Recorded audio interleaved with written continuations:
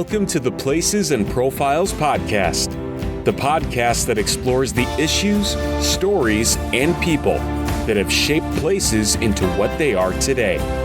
Here's your host, Adam Kamek. If you're interested in starting a podcast, then Podcaster's Paradise is an invaluable resource for you. With step-by-step video tutorials, a tremendous number of resources and templates, and daily support, Podcaster's Paradise is by far the most important resource for any aspiring podcaster. Plus, if you join Podcaster's Paradise through my link, then I will promote your podcast on the show. Check out Podcaster's Paradise at placesandprofiles.com/paradise. Hello, everyone, and welcome to the Places and Profiles podcast. Today, I'm speaking with Kainoa Daines about Hawaiian history and culture with a focus on Maui. Kainoa is the Senior Director, Destination Education at the Hawaii Visitors and Convention Bureau. He is also the co-author with Annie Daly of Island Wisdom, Hawaiian Traditions and Practices for a Meaningful Life. You can follow the work of the Hawaii Visitors and Convention Bureau at gohawaii.com and at hvcb.org. You can also follow their work on Instagram at GoHawaii and at HVCB, as well as on YouTube at youtube.com/GoHawaii.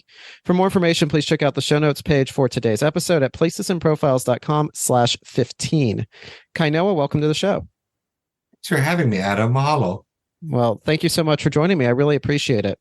So we'll start out with some general background on Hawaii, some key figures, some key historical events that Hawaii has experienced before we turn our focus to Maui for the second part of this conversation. And I feel like, since obviously the vast majority of our listeners are not in Hawaii, that we should start out with just a background. So what is so unique about Hawaii? When we talk about Hawaii, what are some of the islands and some of the places that we're talking about? What are we talking about with the geography and the people? Just give us kind of a broad overview, and then we'll start drilling down from there. Yeah, I love it. So again, thanks for having me. People have in general, somewhat of a misconception about the Hawaiian Islands. That we're islands. Sometimes people forget about that. They do ask us sometimes, how long is the drive from California to Honolulu? And I just say, well, the bridge hasn't been built yet. You do have to fly or come on a cruise liner. Hawaii is the only U.S. state that is a former monarchy. So the Hawaiian Kingdom goes back to its official founding in 1810 under one ruler. His name was King Kamehameha. Prior to King Kamehameha, every some of the island groups fought against each other for hundreds of years for dominance and resources, what have you. And it was through civil war, but through Kamehameha's unification of the Hawaiian Islands, that we became a formalized kingdom in 1810. And it wasn't until his younger son, King Kamehameha III, finally had actual treaties with countries. I believe we had upwards of 27 treaties with other countries around the world, including America, Great Britain, Japan, China, etc., that we were standing shoulder to shoulder as an international power of sorts. We're one of the only states that has an official language besides English. Few have other Native American languages, I believe, but Hawaiian is a language. It's a race of people. And we indicate that race of people prior to the arrival of Captain James Cook. So he did not discover Hawaii. People often associate with Captain Cook as discovering Hawaii, but my ancestors were already here. So he accidentally bumped into Hawaii looking for the Pacific Northwest Passage. But we used that arrival in 1778 as the year to define Native Hawaiian as a race. And so if your ancestors were here prior to Captain Cook's arrival, you're considered Native Hawaiian. If they came after, then could be considered local, a resident, or the Hawaiian word kama'aina. Kama'aina means person of the land, but doesn't refer necessarily to native blood. And so again, Hawaiian is a language, it's a people. I think what's unfortunate is most U.S. history classes, when you get to the Hawaii chapter, whether it's in U.S. history or world history, all we're talking about is pineapples, Pearl Harbor, and Presley, as in Elvis. And so our history is much deeper than that. And so I'm fortunate to be employed at the Hawaii Visitors and Convention Bureau as somewhat the cultural conscience, helping to navigate our marketing, our programming, our messaging in a way that would make my grandmother proud, if you will, right? Looking back to the past, ikava mamua kava mahope, Hawaiian proverb that tells us to look to the past to help guide us forward. I think it's a very Western concept, but we don't look back to where we've been.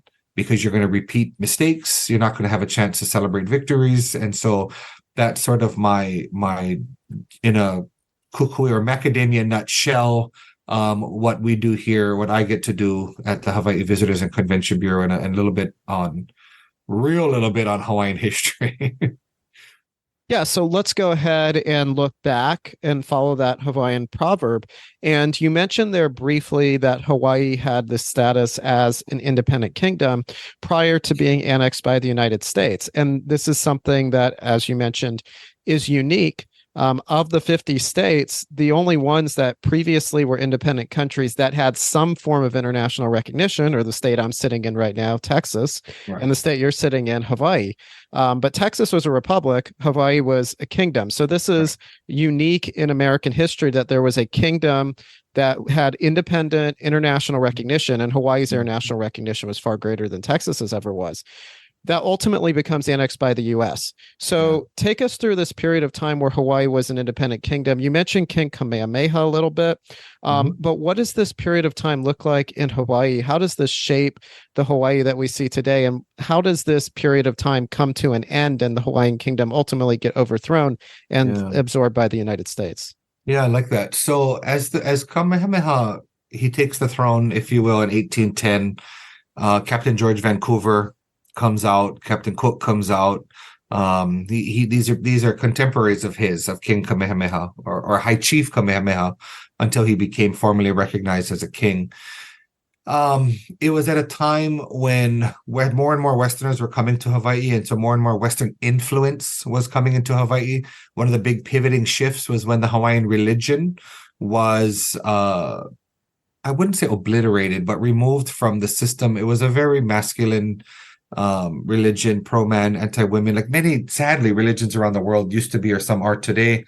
And so it took a few queens, high-ranking queens, and I pluralize that because Kamehameha had, at least we know of, 21 wives. And so it was his favorite wife and his most sacred wife got together with his son, who became King Kamehameha II, and got rid of this system of laws and rules that stopped the women themselves from doing certain things. And so what's kind of interesting is that about 6 months later, after this religion being removed, the missionaries from New England, from Boston, pull in and bringing with them Christianity. And so for the Hawaiians that were looking for something different, or looking for religion, the Christian missionaries were offering something that the royal class, our ali'i, our monarchs, our chiefs, were okay with, strangely. And so the missionaries came in, converted the upper class for the most part. In Hawaiian society, we follow our leaders. And so when they said, you're all to become Christian, okay, sounds great. We become Christian. So again, these things start shifting and changing these islands. The missionaries came bringing with them written word, because we are a very oral tradition here. Oral histories were memorized for thousands of years. Hawaiians could recite genealogy going back, several hundred generations. That's where chant comes from. And then hula was applied to some of that to help explain some of these epic battles, these myths and stories and legends, etc. They went hand in hand. So that was a big shift, obviously, with that happening. We move a little bit forward into Hawaiian culture. So that was about 1819, 1820, the missionaries arrived. 1848, King Kamehameha III. Now, this is the younger brother of Kamehameha II. This is the first time that foreigners can own, and anybody rather, not just foreigners, but anybody could own land. We didn't have a land ownership concept here in Hawaii because for us it was Sky Father, Earth Mother.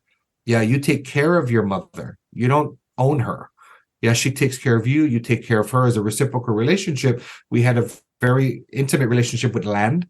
Yeah, that we don't own it. We take care of it. And so in 1848, with a lot of Western influence, because now those missionaries have had children who are now in political influence in various cabinet level positions, etc., here in these islands. Because when the missionaries came, they weren't allowed to get involved in politics. That was one of the tenets of the American Board of Commissions for Foreign Missions out of Boston. They were not allowed to get in the politics of the place they went to. But their children did not sign that same contract. These children were born in these islands. They grew up speaking Hawaiian, shoulder to shoulder with the native children as well. but they came with them, their Western concept. And so in 1848, the Great Land Divide, or the Great Mahele, was enacted. And so now people could own land. So again, further shift, further change, in these islands. You fast forward a little bit, and I believe it was early 1880s, another king. This is now our seventh monarch, King Kalakaua. And if you've ever been to Waikiki, Kalakaua Avenue is the main road that runs down where all the hotels are. He literally signed a new constitution, kind of stripping him of his power, making him a constitutional monarch like King Charles III of England, where he was just there in figure only. But we didn't have a parliament. We had different house chambers, but the legislature basically ran everything. And it was called the Bayonet Constitution because he signed it at gunpoint. So, that took away all his powers. His sister comes to power, Queen Liliuokalani, his younger sister, and she's our very last monarch, only queen to sit on the throne independently, and our last monarch. And she tries to change and undo all of this foreign influence. And because of that, they illegally overthrow her on January. Well, I guess all overthrows are technically illegal. They overthrow her on January 17th, 1893. And a lot of the reason why she yields is because she doesn't want bloodshed. The Hawaiian population has been decimated because of disease. Well, in the Hawaiian Islands, we didn't have an immune system prepared for Western, Eastern, outside influences. The Hawaiians didn't get sick the same way that folks on the continent or folks outside of Hawaii were getting sick. And so these wonderful gifts that Captain Cook, the whaling industry brings, the missionaries bring, diseases, malaria, syphilis, gonorrhea, all these things that people just did not have an immune system here for, smallpox, etc. And it just decimates the population. When Captain Cook arrived in 1778, it was estimated there was close to potentially 1 million people, 1 million native people living in these islands. By the time 1893, when the queen is overthrown, I believe it's about 40,000 pure-blooded Hawaiians left. So what a drop, dramatic drop in such a short amount of time. So she doesn't go to war. Instead, she reaches out to President Cleveland, who is the president of the country that these people are speaking for. And Cleveland says, "I'm so sorry, Your Majesty," and tries his best to reinstate the sovereignty of these islands. But in the meantime, it takes a while, because they didn't quite have email or fax yet. So it was carrier ships and things, so the word took a while to get between. But in this long time, in this period, Cleveland's out of office. McKinley steps in. President William McKinley loves the idea of manifest destiny, loves the idea of this very pivotal naval post in the middle of the Pacific Ocean. So the annexation, which that was illegal, annexation, to the best of my understanding, requires 2 signatures from the 2 countries that are the one that's annexed, the one being annexed, doing the annexing. And there's literally no treaty of annexation. Doesn't exist. There's no signature written by our queen saying, "Please, America, take us." So that was all, based on international law. It was illegally done through the U.S. Congress. That happens in 1898. By 1900, we became a territory of the United States of America. But we fought for a while. We tried hard to maintain our independence, to maintain our sovereignty. But America, being a much larger country, won in that sense. And so when it came time to vote, do we want to become a state? Yeah, we do, because as a territory, we have no say. We have no vote in Congress. We have no, we don't have a say in our future. And so we vote pretty, not quite unanimously, but cleanly across the board to become a state in 1959. So the 50th state being added in 1959. In that history, a lot of people came to this Hawaii to make Hawaii their home. People think about Hawaii as the melting pot of the Pacific or even the world, and I prefer to think about it as a stew.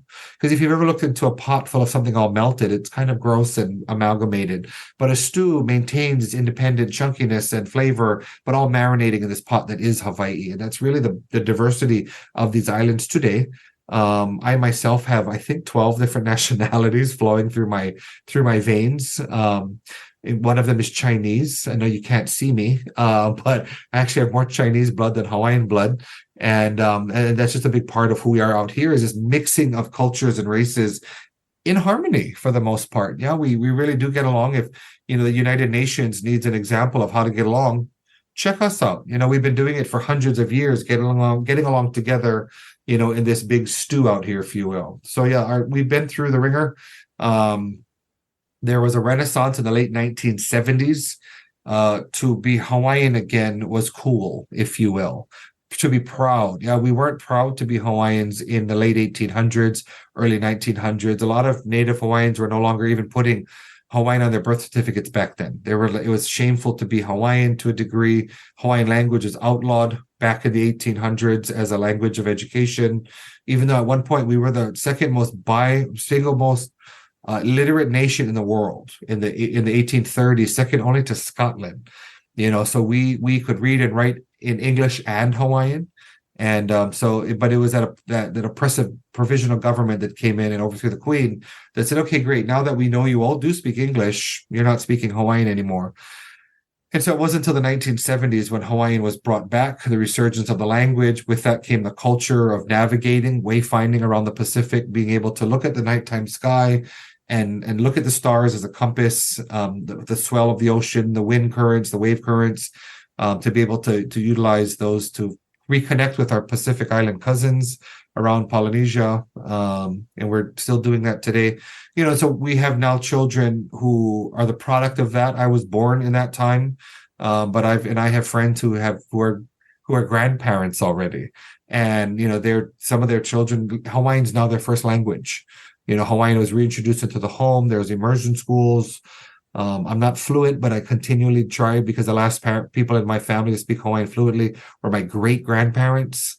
So bringing that back into the home, trying to teach my daughter, my 4-year-old daughter, as much Hawaiian as my wife and I can muster from what little research, growing resources that we have. It's important for us to reclaim our identity. And importantly, reclaim our narrative. It's an important part of, what I get to do here at the Visitors Bureau. Someone else has been telling our story for far too long.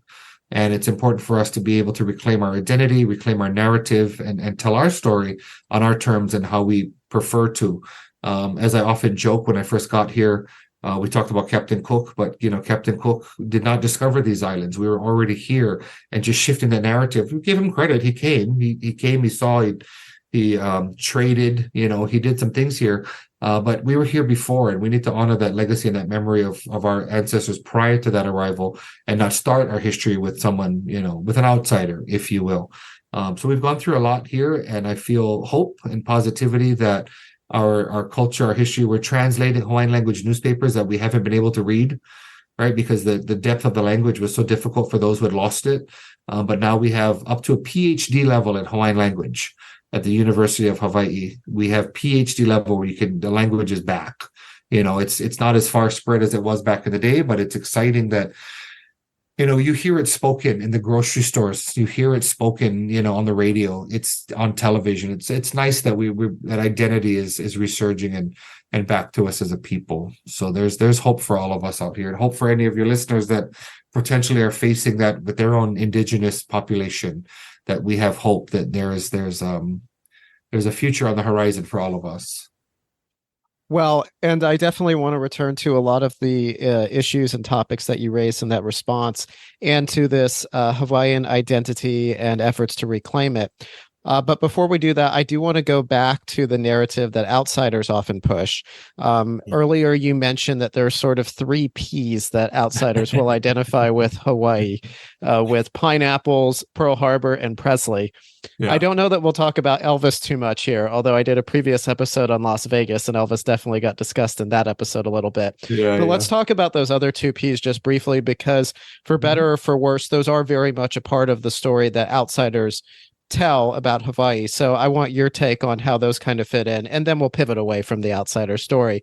But with pineapples, a lot of people will associate Hawaii with pineapples as being a part of the economy, and with Sanford Dole as being a figure who was influential in the overthrow of the Hawaiian kingdom. And I didn't hear you mention Sanford Dole's name, but for outsiders, that's probably one of the people they would most associate with Hawaii, for better or for worse. And then Pearl Harbor, James Dole, that started the pineapple. So Sanford overthrew the kingdom, but it was his cousin James Dole that was the pineapple baron. Okay.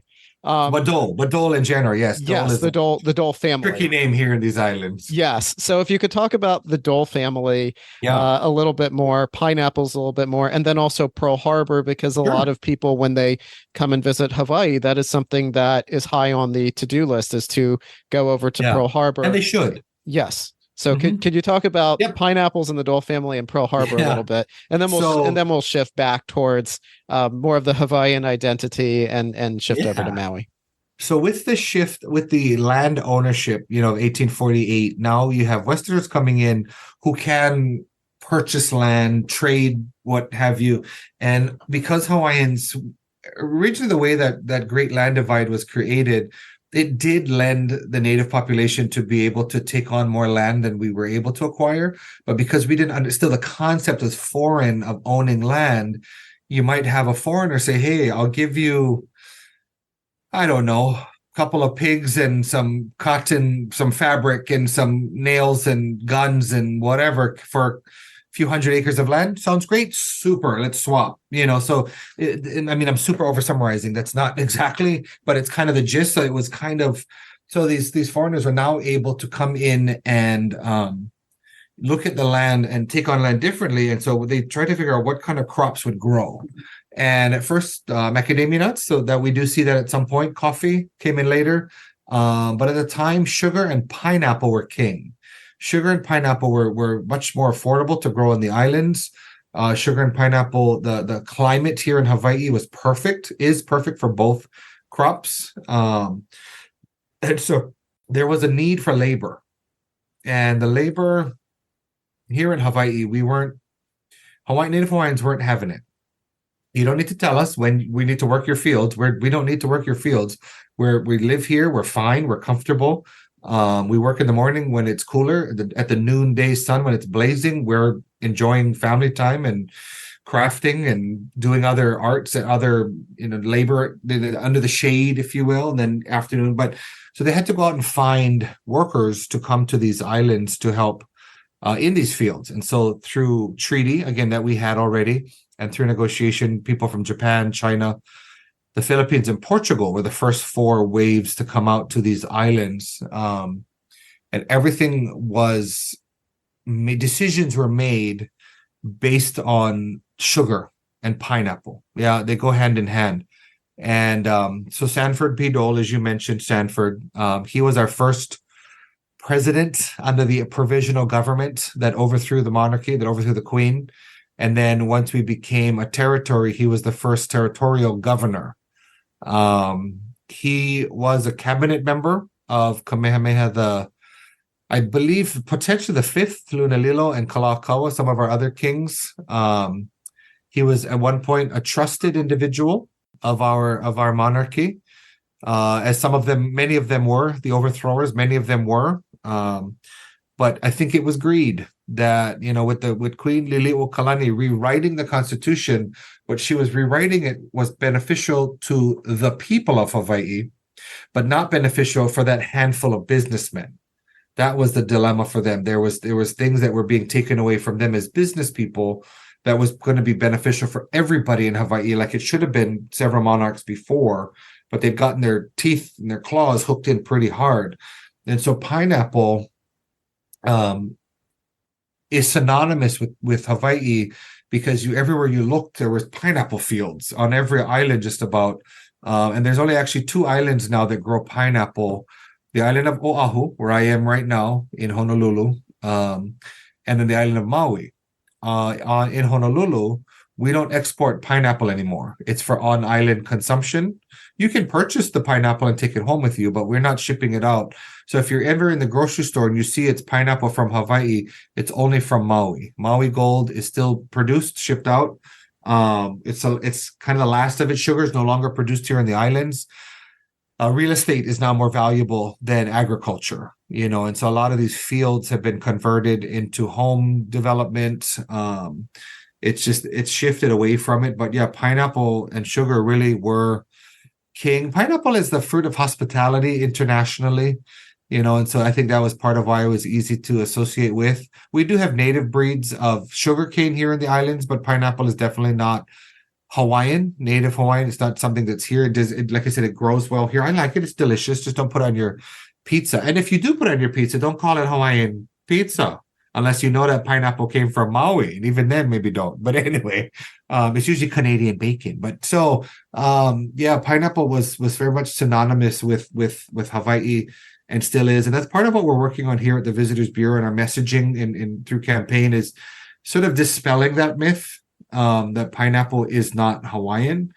It's still a part of Hawaii, sure, but it's not Hawaiian. And the other was Pearl Harbor. And so again, with this influence that America had on Hawaii by the time we became a territory in 1900, they started setting up Pearl Harbor, the naval base. Actually, that started before the monarchy. There was a land trade between King Lunelilo and King Kalakaua, ceding some of the land for pulling a blank on it, but sugar costs and pineapple export tariffs, etc. There was a bit of a swap in that, so that we weren't having to pay the high tariffs as much, and so they gifted Pu'uloa. Pu'uloa is the original name of that harbor, where they would be fishing for pearls. It's known for its pearls. That's why it was named eventually Pearl Harbor.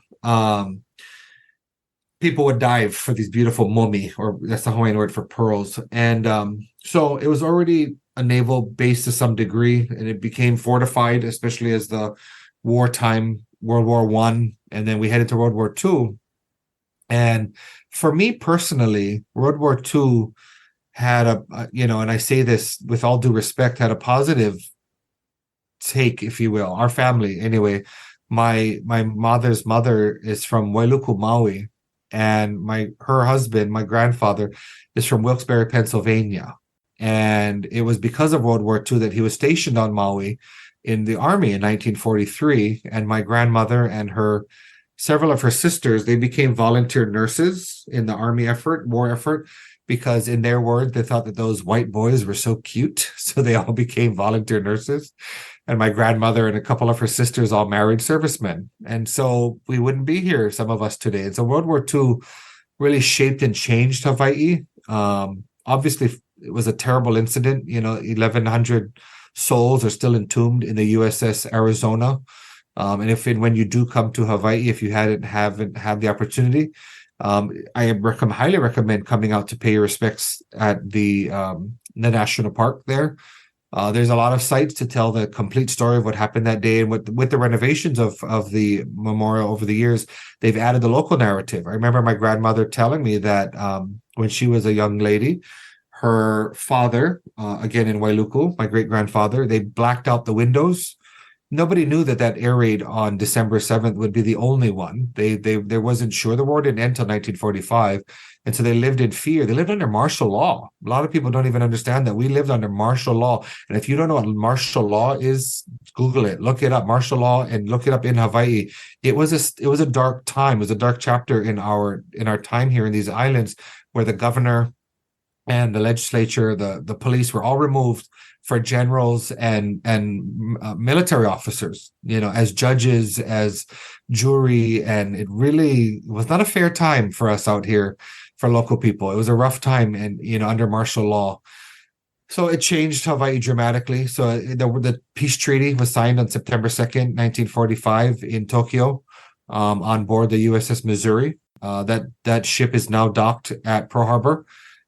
So you have the beginning of World War II for America right there at the Arizona, and right next to it, adjacent, facing the Arizona Memorial, is the battleship Missouri. So it is kind of a complete circle in a sense there, but a lot more information. But yeah, Pearl Harbor, in addition to changing the history, the geographic, the political history, Hawaii became the recreation zone, if you will, for the military. Hawaii was one of the few places in the country, it still is to an extent, where you still have that tropical paradise that you don't need a passport for, that you can just come to this playground. And so it really became a very tourist-focused place because of World War II. The servicemen and women became the priority and the focus for the hospitality industry that was just kind of starting in the late 1800s, early into the 1920s and 30s, but it was the 40s and on that really began to shape and change the perspective of Hawaii. That's where you begin seeing the coconut bras and cellophane grass skirts and all these things that are not Hawaiian. People just thought they were fun, and it was, again, that's when the narrative really took off about this place. But again, somebody else telling our story, and so this has been happening to us for a while. So yeah, Hawaii is Pearl Harbor was, it is a very much a changing, and I actually I skipped right over it. I'm so sorry. I did mean to bring it up earlier in the evolution and history that changed these islands, because it is a very important one for us. So yeah, for my own family, in addition to my grandfather, my step grandfather from Grace, Idaho, he was at the Battle of the Bulge, and so a different war, different part of the war, different part of the country.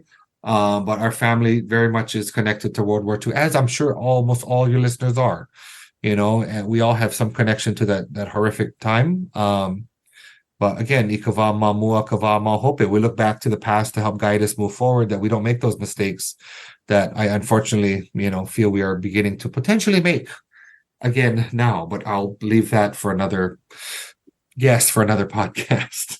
Sure. Yes. And you're right that, so many of us are connected to that time period. For me, both of my grandfathers were, a part of that era. One of them working on the Manhattan Project and one of them fighting in the European theater of the war. Yep. So we all today, or maybe not we all, but so many of us today do have connections to that. But I want to ask maybe two more questions, and then we'll shift to Maui for the remainder. So I want to turn back to something that you talked about earlier when you were talking about Hawaiian identity and kind of reclaiming that identity. And you talked about Hawaii as being a stew more so than a melting pot, and the diversity that exists in Hawaii. You were also talking about the Hawaiian language and how there's been a resurgence there. For listeners who may not be overly familiar with these things, can you talk a little bit more about this diversity in Hawaii and what that looks like, as well as with the Hawaiian language? How many people still speak Hawaiian? You talked a little bit about the resurgence, but can you give us a little more context on what the role of the Hawaiian language looks like in Hawaii today? Love it. Yeah. So Olelo Hawaii, or Hawaiian language, is a Polynesian dialect. And it was the missionaries, when they came in 1820, that took the oral language and put onto paper, and a lot of the language shifted then. We had a committee of chiefs designated by King Kamehameha III and a committee of missionaries, and they sat down together to create this language on paper. And so really the language has only been on paper for maybe less than 200 years, and so it actually still continues to evolve. And a lot of people are even surprised with their unfortunate lack of understanding of these islands, that there even is a language, and it confuses me. But then I think, well, this is a large world. There's lots of languages and cultures. But then I asked them, did you ever hear the word aloha? Have you ever heard the word Hawaii? Hula? Have you heard words? See, these are words that people have heard for a long time. Some of these words have become more and more mainstream. Poke. Right, we talk about that as fish, raw fish. Poke bowls are popping up all over the U.S.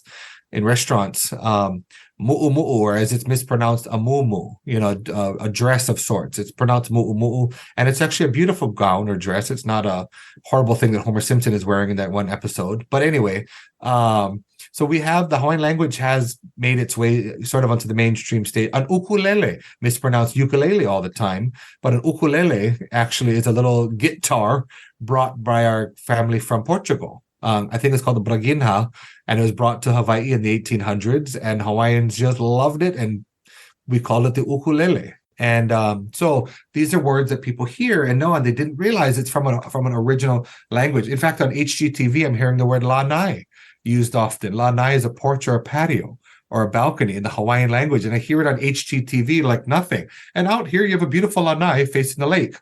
I love it, So anyway, so the language for us, language for anybody, is where the culture is embedded, right? So understanding a culture, you have to understand its language, and which is why this Renaissance was so important for us in the 1970s. We had only a handful of what we call manaleo. Manaleo are native speakers that were speaking the language from birth. Yeah, these people in the 1970s were all in their 80s and 90s.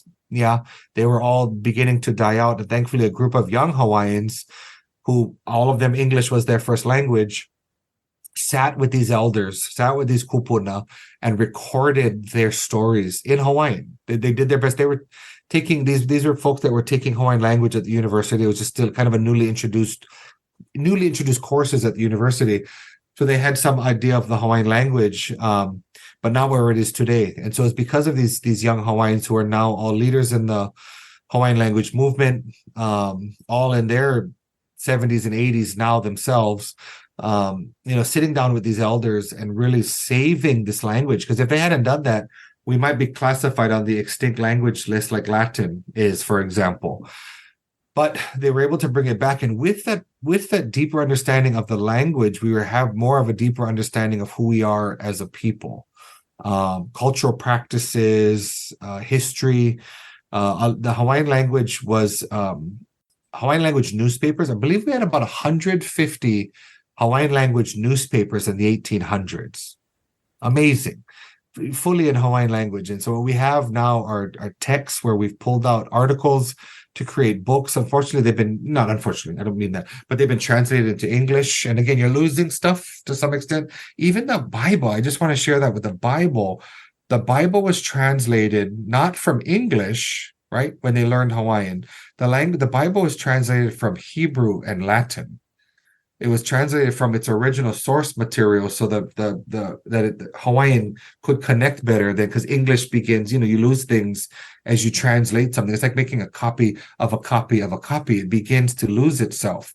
So the language has been, with this resurgence of the Hawaiian language, we're finding pride in place, pride in identity, understanding how our ancestors lived here. They lived here for thousands of years. They understood this place differently. So, for example, developers coming into Hawaii want to build a hotel or build a condominium of some sort. And you've got Native Hawaiian advisors saying, I wouldn't build it over there because whatever the reason is. And sure enough, they decide, no, we're going to build it there. And for some reason, the parking garage in the basement floods all the time because we're trying to tell you that we understand the water flow and the aquifers or the lobby of the hotel is like a wind tunnel. Constantly blowing through there. And they're like, well, we tried to tell you it's pretty windy over there, which is why we don't build anything over there. So, being able to lean into culture, lean into the language helps to reveal to us things that we think we have lost, but we really haven't. It's still there, and important again as a people to find our identity. And it's exciting to hear children who grew up speaking, who are themselves modern day Manaleo native speakers, now having their own children. So Hawaiian is one of my best friends. She's 41 years old. Her first language was Hawaiian because her parents were two of those people back in the 70s trying to recreate this, save the language. And she didn't speak English, I think, until 5th grade.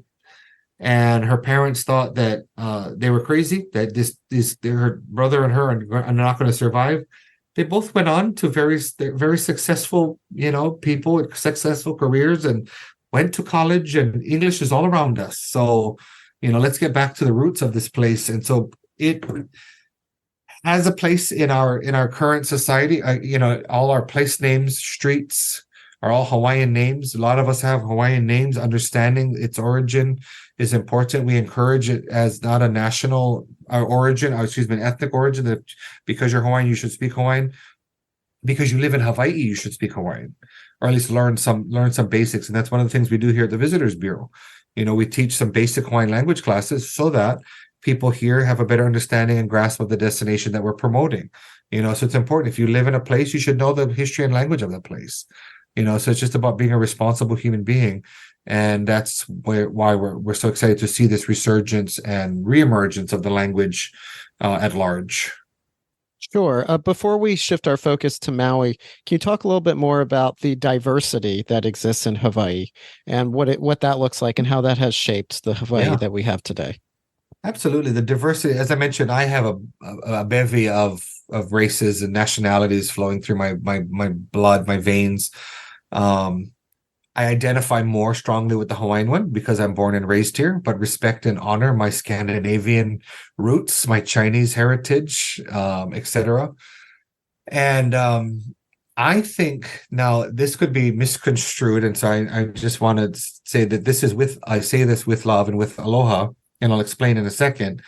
But Hawaii is potentially one of the most racist places in the world, and I say that in jest, but here's the example. If you have a sibling, what is your favorite thing to do with your sibling?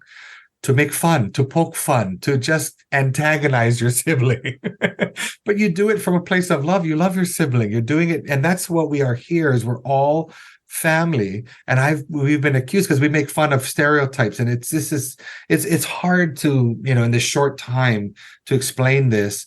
But it's through that, and racism is probably the worst word to be using, obviously, but it's through that lens of aloha, that lens of connectivity, that lens of diversity and unification and all being together in this very isolated place that we find this connection of family. And again, it's my favorite thing to do, poking fun at my sister. She loved to do it to me. And we love each other. I would give her a kidney in a second, but I would also throw her under the bus if mom was asking who took the cookie from the cookie jar. She did. Not me. She did, even though I've got the crumbs all over my face. It's just this fun, whatever. And so in Hawaii, we are so closely connected. Everybody here, for the most part, born and raised here, you have one of those nationalities in you, those plantation era nationalities. And I want to be really specific too. When we hear plantation history in Hawaii, it's a sense of pride for us. When you say plantation history in the continental US and the South, it's a negativity. Right. And we've seen that where we have travel writers and they want to write an article and we bring up the plantation era and they're like, oh, that's a negative word. I'm like, well, that's your history. That's not ours. For us, plantation is a proud time in our life or in our history when people came here from outside and were welcomed in and were integrated into this place, right? Integrated later Korean, Puerto Rican, Mexican, the current arrivals now are Micronesians, right? Because America's bombing their home. Testing bombing, not bombing it by warfare. But so you now have people from that part of the world, CNMI, coming to live in these islands. Welcome. Come, please. Let's be part of the stew with us. And so it's that familial connection that we have with each other that when outsiders come, they're just not used to our humor. Our humor can sound racist, but it's because I'm making fun of my brother. I'm making fun of my sister with this lens of I love them. And we're just part of the same family. We have all the same issues, the same challenges, the same successes, etc. And so we are this place of diversity, and that's lended to the existing culture today. So the food here in the islands is strongly influenced by that plantation history. The language, so we have a dialect called Pidgin English, and it's hard for me to speak it without having someone to speak with, but it's another dialect, almost its own language. A friend of mine did her dissertation in Pidgin, and it has its own grammar, its own syntax. It's based on Hawaiian grammar with English words, Japanese, Portuguese, Filipino, Chinese words, like a Creole, if you will. And so that it lends to the diversity of this place, so that we all could together speak to each other, and sharing of food, sharing of story, loving each other. So I don't know if that makes sense when I say we're one of the most racist places in the world. It's just that it's just a spin on that, but it's with aloha. We just love each other, that we come from that safe space. And so, yeah, we are super diverse out here. And when people come out, they're not used to that. They think they're going to come out. They come out here looking, where's the Hawaiians? Well, I'm Hawaiian. And although you can't see me, Adam might have a picture of me somewhere on his website. I'll send my very best headshots. But excellent. I have my father's from Utah. That's where the Scandinavian comes from. My mother's Hawaiian Chinese with some English sea captain. Actually, we found out he's Irish. He wasn't English. But some of that mixed in as well. And I'm proud of all of it. I'm proud of who I am. I'm proud of who we are as a people out here. And if anybody was ever feeling left out, this is the place to come and feel included. Hawaii is a place of inclusivity, and it's the beauty of these islands that we all are all together under one sun, if you will, if that makes sense. If you're an aspiring podcaster, then joining Podcasters Paradise is an absolute must. Podcasters Paradise is a premium membership community that will help you create, grow, and monetize your podcast. With step-by-step video tutorials, resources, and templates, and daily support via the private Facebook group, Podcasters Paradise is the best place to learn how to be a successful podcaster. Joining Podcasters Paradise has helped me with my podcast in so many ways. It is truly a tremendous resource. Plus, as an added bonus, if you join Podcasters Paradise through my link, then after you launch your podcast, I will mention on my show and link to your podcast from placesandprofiles.com, as long as your podcast is not inappropriate and is not significantly opposed to my beliefs and values. Check out Podcasters Paradise and get started on your podcasting journey today by going to placesandprofiles.com/paradise. Again, that's placesandprofiles.com/paradise. Absolutely. So let's shift gears to Yeah. Maui for our remaining time during this conversation. And a lot of people, when they hear Maui, they're going to either think about going on vacations Sure. to experience great beaches and all sorts of fun water activities and going to glamorous resorts, Mhm. or tragically, more recently, they're going to think of the wildfires.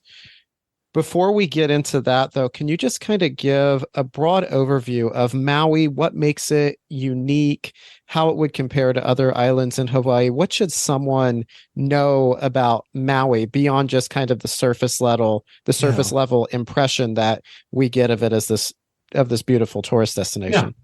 So as I mentioned, my mom is from Wailuku, which is actually the capital of Maui, county capital. And so I have a very deep affinity for the island. It's the second largest Hawaiian island after the island of Hawaii, which is nicknamed the Big Island, but we've gotten to reclaiming its name. It's Hawaii. So Maui is a beautiful island that was once actually the capital of the Hawaiian Kingdom.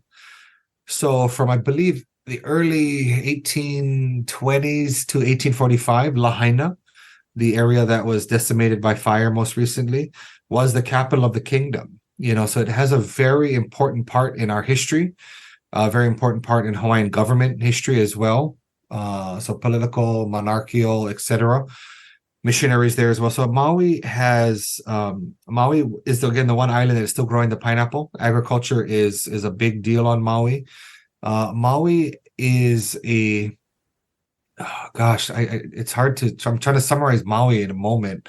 Maui is definitely a beautiful place. The diversity of Maui with its beautiful beaches, hiking trails. We can get into all of that stuff, but it has its own culture. It has its own nuance. My mom grew up on Oahu. My grandmother moved the family when my mother was 4. So she'd go back to Maui for summers, and we have family reunions on Maui, or they come here to Oahu. And they have their own dialect of pidgin English. They have their own sort of accent, if you will. Maui's proud. People of Maui are proud people. There's a Hawaiian proverb that says, Maui no ka'oi, which means Maui is indeed the best. It refers back to a food competition back in the 1600s, where the king at the time was celebrating food from different islands, and the Maui dish won. So Maui no ka'oi, Maui, this is the very best dish. But they've jumped on board with that, and it's very much Maui, is in this beautiful place. So there's this pride of Maui, but there's just this specialness to the island. Again, the people, when you're on, there's this just different level of old time hospitality that you still get to feel on Maui. When you go into Wailuku, Paia, Lahaina was the main quote unquote attraction in a sense. And so what we've done is we've shifted. I just want to say for a moment that 2 weeks after the fire, days after the fire, I was asked to start developing cultural sensitivity training for our federal agencies like FEMA, the EPA, federal firefighters. And so I got involved real quickly with trying to help them understand the destination from a cultural lens. And then a week after that or so, they asked me to fly over and just do in-person trainings. And I was like, wow, okay. So I went over there. A fellow trainer of mine, colleague from the industry, went over with me, and we thought we'd be doing everything in Kahului, which is where the airport is, and Wailuku, the capital. But at one point they shifted and said, we need you in Ka'anapali. Ka'anapali is just past and part of Lahaina. And so as we were driving over, we had to drive through the devastation, and I lost it. I couldn't, the emotion that overcame me. But 3 days we had to drive through Lahaina to get to Ka'anapali, and the tears were just as strong each day. And I realized that, this is just, humanitarian loss and devastation, loss of history, loss of sense of place. And one of my cousins had texted us earlier that Lahaina was gone. I'm like, Lahaina is gone? What do you mean Lahaina is gone? It was not a phrase that I could comprehend at the time. This was early on, And but since then, I've realized that the resiliency of the people of Maui, the resiliency of the people of Hawaii, Lahaina is not gone. Some buildings burnt. Yeah, some trees burnt. The lives were lost. I'm not discrediting that or trying to minimize that by any means. But the people of Lahaina, the people of Hawaii, are standing tall and proud and strong, and that speaks to the people of Maui. And again, their resiliency and the proud people that they are, that we are. Yeah, I'm a product of Maui myself, and so I think that when you're there, we encourage you to shop local. And this is something that I think we've always been promoting, but now more than ever, you get to understand a more intimate part of Hawaii by doing that, by reconnecting with a Maui that a visitor pre-fires might not have connected with. Yeah, Hawaii has a lot of our mom and pop stores are disappearing, unfortunately, just like they are across the U.S. Big box chain stores are popping up. Fast food stores, restaurants, chain restaurants are popping up here and there. Sad how excited we get when one pops up because, we love that food, but oh wait, that replaced some local business. That's not, but now we're encouraging and people are beginning to dig deeper and discover a part of Maui that made it special, that makes it special. So when and if you do go to Maui, we encourage that local shopping, a local connection. Some of my favorite places in Hawaii are on Maui. There is, just past Lahaina is Ka'anapali, as I mentioned. Some of the beautiful beaches in Hawaii are there in Ka'anapali. And there's a lot of our local family and friends that work in those resorts. That's another beauty, is that here on Oahu, a lot of our hotels, a lot of our tourism businesses have a lot of transplants who moved here. Maui has its fair share as well, but I find that there's still a real good local voice still there represented in the industry, and you can really find that connection. So a lot of them are, back to work. The hotels are very supportive throughout this process, still housing people, with their resources that they have. So, really appreciate what they've done there for our family and friends on Maui. Upcountry Maui, Haleakala. Haleakala is a dormant volcano. Scientifically, it still could erupt, but the last time it erupted, I believe, was hundreds and hundreds of years ago. But it's still technically alive in a sense. Beautiful wines and lavender farms, and again, the agriculture is booming there on upcountry Maui. South Maui, great resorts, restaurants. Some of the finest dining in Hawaii is within the islands of Hawaii, but it's on Maui. If you are looking for that respectful traveler who wants to really connect with the Hawaiian culture, East Maui, there's the beautiful town of Hana. Hana is just where time stands still, kind of like Hilo on the island of Hawaii, but again, you got to be a special person to go out there. You got to really, it's slow, it's mindful, it's really connecting with nature. It's such a beautiful part of the island. So Hana, and so these are the parts of Maui that are open, are looking for people to come and visit. And I imagine, Adam, all of your listeners are that mindful traveler. If they're spending time with you, that's the people we would love to see come and spend time with us, at some point. I'm not here peddling our wares, come to Hawaii, but if you do come, right, we've shifted from marketing to education. Yeah, we've shifted dramatically from suntan and surf to community first led messaging.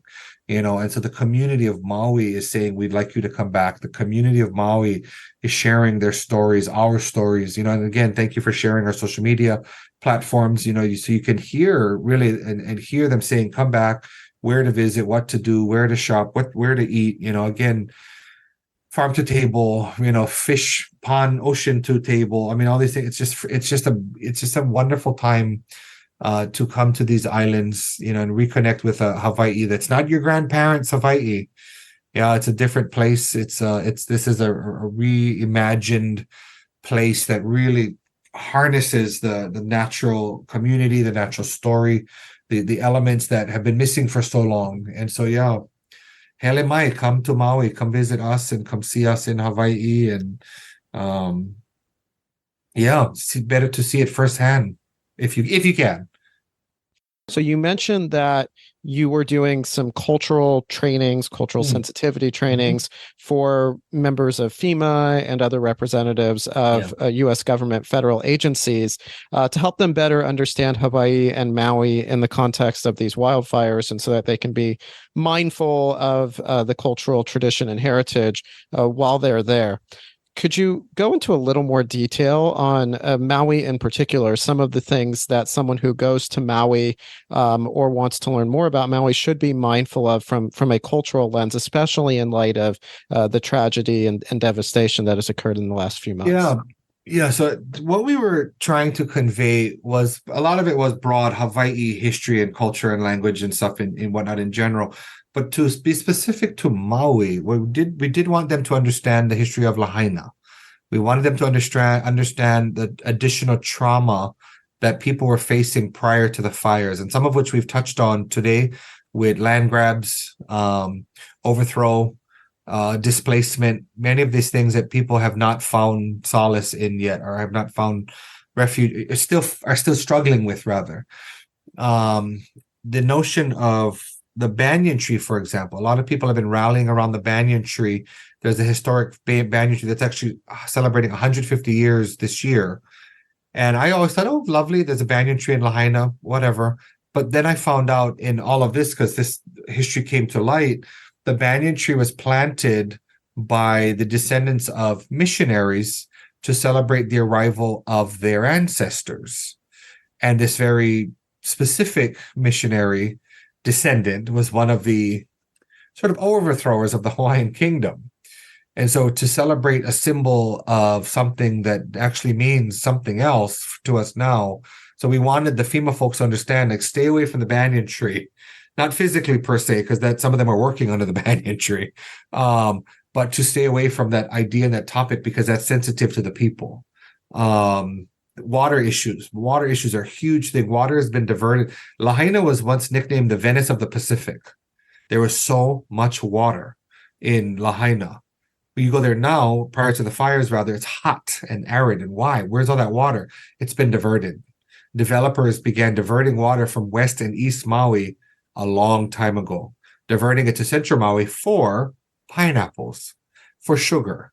So they began diverting that water from streams and other water sources, natural springs and rain runoff, etc., to Central Maui. And so that was another sensitivity, so that they understood why people have been upset before, is that water diversion. Lahaina gets hot and toasty.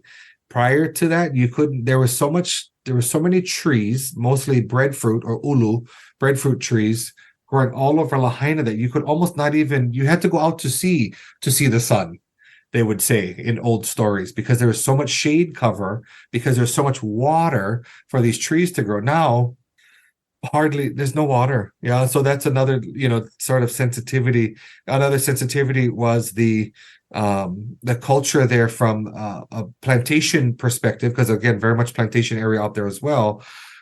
But in how they interacted with the elders in the use, because a lot of our elders, their first language is Pidgin, that Pidgin English dialect that I mentioned, that's their first language.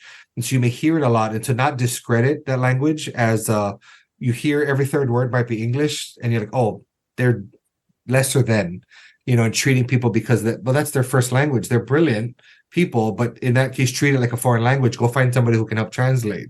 Don't dismiss them. So that was something we wanted to convey. And so, even, for your visitors, your listeners, who become our visitors, when you travel to Hawaii and you hear Pidgin, don't be dismissive of the language. That's just how they communicate. And if you need clarification or someone to translate, ask. Gosh, I don't understand what you're saying, but I'd like to understand it better. So those are some of the overarching messages. But yeah, banyan tree, water rights, big awareness they needed to have for our federal partners that are still here and will be here for years, most likely. One final question for you before we wrap up. We've discussed the Hawaiian language several times throughout this conversation. And of course, as you mentioned earlier, one of the words that is best known by non-Hawaiian speakers from the Hawaiian language is aloha. And I've heard you talk about this word a handful of times over the course of this conversation. But I feel like this is a good place to kind of wind down the conversation by talking about aloha and sort of the spirit of aloha.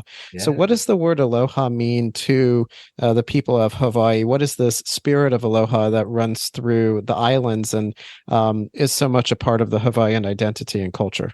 Yeah, I love it. Do you have an extra hour? No. So aloha on the surface, people often associate it as a greeting and love. And yes, it is that. It is hello for us. It is goodbye in a sense. And it does mean love. But aloha, as you alluded to, is a spirit, it's a feeling, it's an emotion, it's a way of life. Aloha is a value set. Aloha is how we interact with people. Aloha appears in other languages in a sense, but in other cultures, it's broken into other words, many words potentially to make up the one word that we use for aloha. Aloha is the connection between people. Aloha is a mindset that you, the golden rule mindset, do unto others as you would have them do unto you, ideal. But it also doesn't, because if some people like to be treated poorly, that's not the point. Aloha is hospitality. Aloha is giving everything you have to those who need it. Which is partly why I think with the Lahaina fires, the recovery was so quick. And not recovery, but the need of supplies, the need of looking for those that are lost. Does everybody have water? Do people have food? We responded immediately because we have so much aloha for each other. Again, everybody here is family. I want to say just to the word aloha in a familial sense. You have your parents, your biological parents, but everybody in their generation, if you will, on that level of the family tree of sorts as well, were your parents. If they took care of, it took the village, right, to take care of you, kind of analogy. And it's because everyone had aloha for each other. Like, oh, we grew up together, but now these are your kids. Well, your kids are mine and mine are yours. It's just this connection that we have with each other. It's about finding grace and connecting. Patience, genuine patience with each other. When you're genuinely kind and patient with somebody, it genuinely comes back to you. Yeah, there's that rare exception for somebody that maybe they have a black shrunken heart and perhaps they stole Christmas. That kind of person doesn't reciprocate aloha, but it's this natural love given, love received. Yeah, negativity given, negativity received. So aloha aku, aloha mai. When aloha is given, aloha comes back to you. Yeah, and so it's that moment of walking in somebody else's shoes.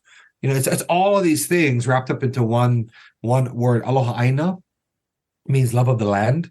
Yeah, that you love the land. It's a phrase that we use here, aloha aina. So it's almost a term of even protest in a sense, that you just love the land so intimately that you'd be willing to die for it.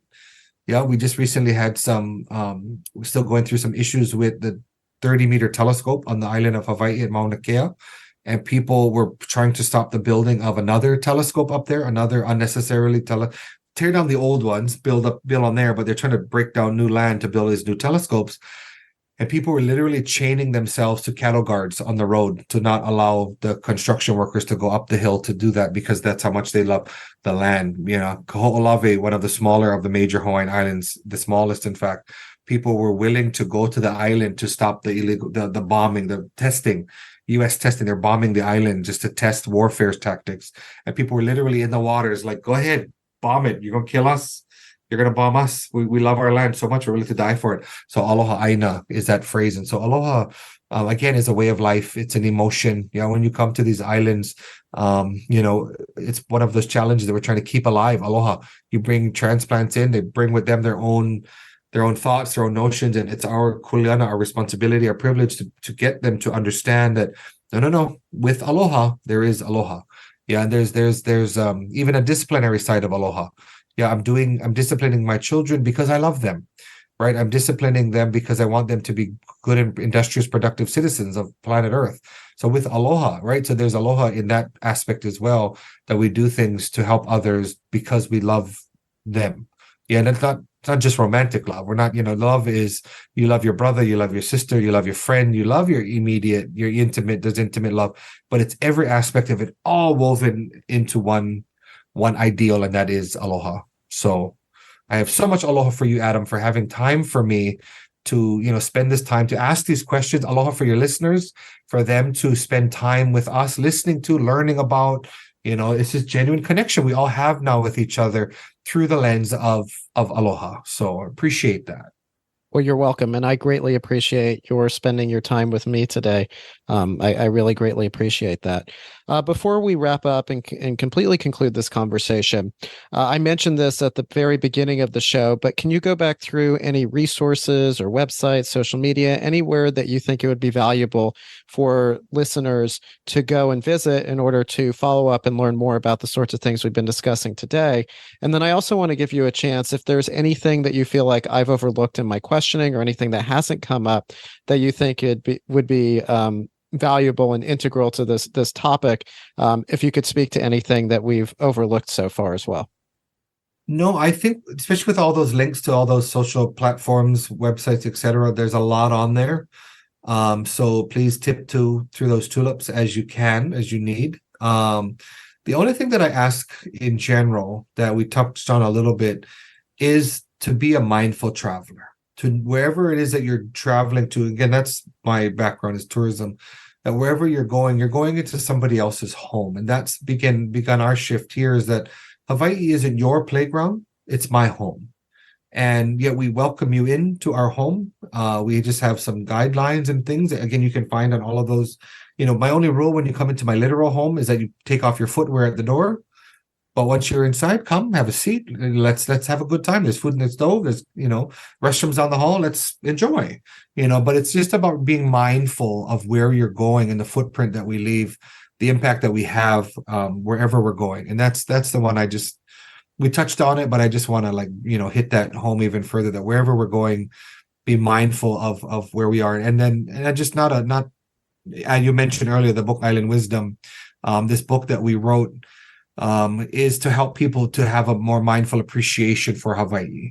So it's not a book you have to purchase by any means, but if it's something that you want to learn more about Hawaii and how to interact with these islands, whether you're visiting or just understanding it, we've put some of that out there. So whether it's all those websites, the book, it's the book we co-authored, but there's a lot of reclaiming and reshifting of the narrative globally, not just here in Hawaii, but we're on that bandwagon, so to speak, in indigenous tourism to reclaim our identity and who we are. So that's all. But yeah, I think you covered it beautifully, Adam. Thank you so much for your deep dive and your thoughtful questions.